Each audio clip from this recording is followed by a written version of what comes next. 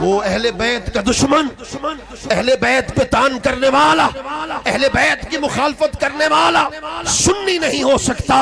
سنی کہتے اس کو ہیں جو ایک طرف صحابہ کا غلام ہو، ایک طرف سیدہ کائنات مولا کائنات ان کے در کا غلام ہو۔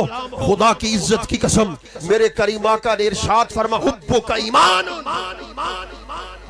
بے شک حبو کا ایمان۔ میں نے اسی علاقے میں 5-7 سال پہلے تقریر کی، تو جب میں یہاں سے فارغ ہوا کچھ مولوی ذہن ہوتے ہیں، انہوں نے مجھ پہ فتویٰ لگایا کہ یہ شیعہ ہو گیا، یہ رافضی ہو گیا۔ میں نے کہا امام شافعی کا قول پیش کرتا ہوں۔ امام شافعی نے کہا تھا اگر اہل بیت کا ذکر کرنے سے کوئی رافضی بنتا ہے تو سب سے بڑا کائنات کا رافضی بھی امام شافعی ہے۔ اللہ اکبر، اہل بیت کا دشمن اور پھر کہے سنی، زبان کتی سے کھینچنے کی۔ بے شک جو سیدہ کائنات کو کہے کہ وہ خطا پر تھی، غلطی پر تھی، مر کیوں نہیں گیا اس سے پہلے؟ اللہ اکبر، ہماری جانیں قربان، ہمارے بچے ان کے نام پہ قربان، ہماری نسلیں ان کے نام۔ او ملا تو کیا سمجھتا ہے؟ خدا کی عزت کی قسم کربلا کے ایک لمحے کی قربانی کا بدلہ نہ تیری نسلیں دے سکتی ہے نہ میری نسلیں۔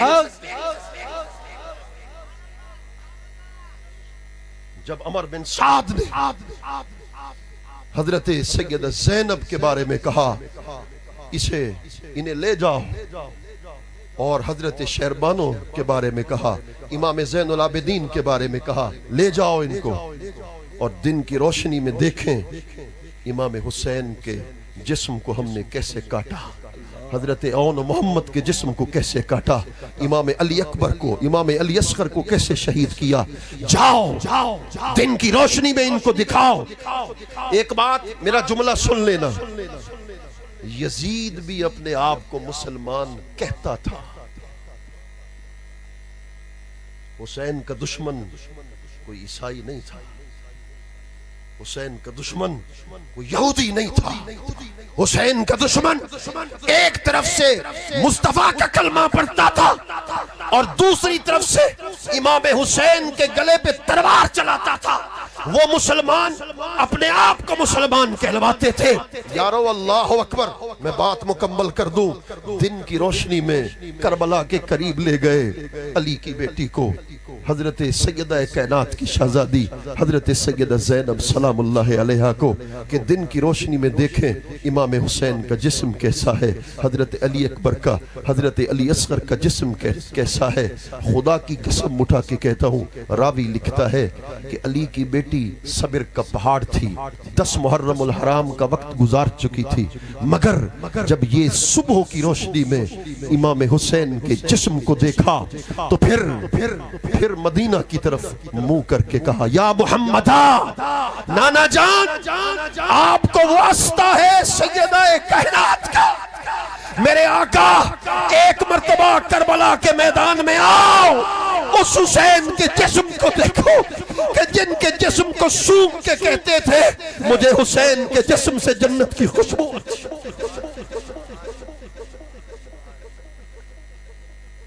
ہماری نسلیں ان کے احسان کا بدلہ نہیں چکا سکتے، اور تم تان کرو ہم خاموش ہو جائیں۔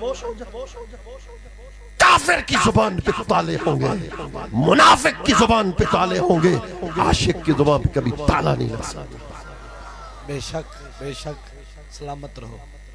بس اسی بات پہ بات ختم کر رہا ہوں۔ سیدنا اویس قرنی، نعرہ تکبیر، نعرہ رسالت، نعرہ حیدری، نعرہ حیدری، جگر گوش ہے سراج العارفین، مفتی اعظم پاکستان۔ یمنی غلام ہے، کرن کا رہنے والا ہے، ایک رات میں ساری رات رکوع میں گزارنے والا ہے، دوسری رات سجدے میں گزارنے والا ہے۔ کسی نے پوچھا لمبا قیام کیوں کرتے ہو ویسے قرنی؟ کہنے لگے خدا میری زندگی میں ایک ہی رات بنا دیتا، جی بھر کے اس کو سجدے کر لیتا۔ وہی اویس قرنی ہے، جب بازار میں جاتے بچے تانا دیتے، مجنوں کہتے، دیوانہ کہتے، پتھر مارتے، روک کر کہتے پتھر نہ مارا کرو۔ ایک بچے نے کھڑے ہو کے کہا اویس قرنی دعویٰ عشق کرتے ہو پھر پتھروں سے ڈرتے ہو؟ کہا خدا کی قسم پتھروں سے نہیں ڈرتا، جس پتھر کی وجہ سے میرے جسم میں خون بہتا ہے، وضو ٹوٹتا ہے، میں دوبارہ وضو کرتا ہوں، کہیں اس کی پکڑ قیامت کے دن مجھ سے ہو جائے کہ یہ کیا کرتا تھا۔ وہی اویس قرنی حضور کا دیدار کرنا چاہتا ہے اور ماں سے بار بار کہتا ہے مگر ماں اجازت نہیں دیتی۔ جب ماں اجازت نہیں دیتی تو ہر دن مدینہ کی طرف منہ کر کے حضور کو یاد کرتا ہے، اور شام کو رات جب ہوتی ہے ہر کوئی سو جاتا ہے، حضرت اویس قرنی قرن کی گلیوں میں جاتے ہیں، کسی ایک عاشق سے پوچھتے ہیں یا بندے سے پوچھتے ہیں جانتے ہو حضور کا چہرہ کیسا ہے، حضور کی آنکھیں کیسی ہیں، حضور کی زلفیں کیسی ہیں؟ ہاں تتی تھی جو گن چودھار پھراں، ہند سندھ پنجاب تے مار پھراں، سن بہر شہر بازار پھراں، مت یار ملم کہیں سانگ سبب، مت یار تم بھی اس لیے بیٹھے ہو۔ بے شک نعرہ رسالت، آپ بھی اس لیے بیٹھے ہیں، میں بھی اس لیے بیٹھا ہوں، حضور بھی اس لیے آئے ہیں، مت یار ملم کہیں سانگ سبب، مت یار۔ اللہ اکبر۔ اتنا عرصہ گزر گیا، خواجہ اویس قرنی مدینے پہنچے۔ اسی بات پہ بات ختم کر رہا ہوں۔ 3 روایتیں ملتی ہیں اور تینوں ایسی روایتیں ہیں جو آپ کے سینے میں عشق کا بیج پیدا کر دیں گی۔ ایک روایت میں آتا ہے خواجہ اویس قرنی حضور کے وصال کے بعد مدینہ طیبہ پہنچے، سیدھا حضور کی مزار پہ پہنچے اور راہ چلتے کسی مسافر سے پوچھا یہی میرے آقا کی مزار ہے؟ کہنے لگے ہاں یہی مزار ہے۔ بے ہوش ہو کے گر پڑے۔ جب ہوش آیا نا عاشق کا قول تو دے، جب ہوش آیا تو پھر کہنے لگے یار مجھے مدینہ سے باہر لے جاؤ، اویس قرنی کا جسم اس قابل نہیں ہے کہ میں مزید حضور کے شہر میں رہ سکوں۔ میں کہاں، میرے حضور کا شہر کہاں؟ یہی تو پیر فرید کہہ رہے تھے کہ جب وہ پہنچے تھے مدینۃ المنورہ جوتیاں اتار دی تھیں، اور اللہ اکبر جب آپ کے تلووں سے خون بہا، پیچھے مڑ کے دیکھا۔ ہاتھ جوڑ رہا ہوں، اس بات کو دل کے کانوں سے سننا ہے۔ جب پیچھے مڑ کے دیکھا تو رومال خون سے بھرا ہوا تھا غلام کا۔ پوچھا یہ کس کا خون ہے؟ یہ کس کا خون ہے؟ حضور آپ کا خون ہے۔ کیوں؟ کہا حضور میں نے مدینہ کی زمین پہ خون لگنے نہیں دیا۔ میرے پیر فرید نے کہا مانگ، مجھ سے کیا مانگنا چاہتا ہے؟ مانگ مجھ سے کیا مانگنا چاہتا ہے؟ یہ اللہ اکبر۔ حضرت ایک روایت میں آتا ہے کہ جب دروازے کو دستک دی اندر سے آواز آئی حضور مسجد نبی میں بیٹھے ہیں۔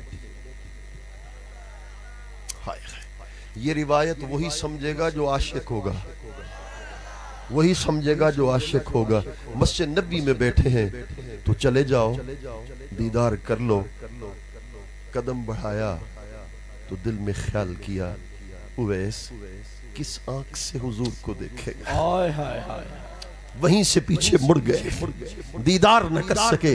تیسری روایت دروازے کو دستک دی، آواز آئی، 3 دن ہو گئے حضور مدینہ سے باہر تشریف لے گئے۔ بس صحابہ کو پکڑ پکڑ کے منت کی یار اتنا کرم ضرور کر دینا، جب میرے کریم لجپال مدینے آ جائیں کہہ دینا ایک یمنی غلام تھا، چرواہا تھا، بکروال تھا، اویس قرنی تھا، آپ کو سلام پیش کرتا تھا۔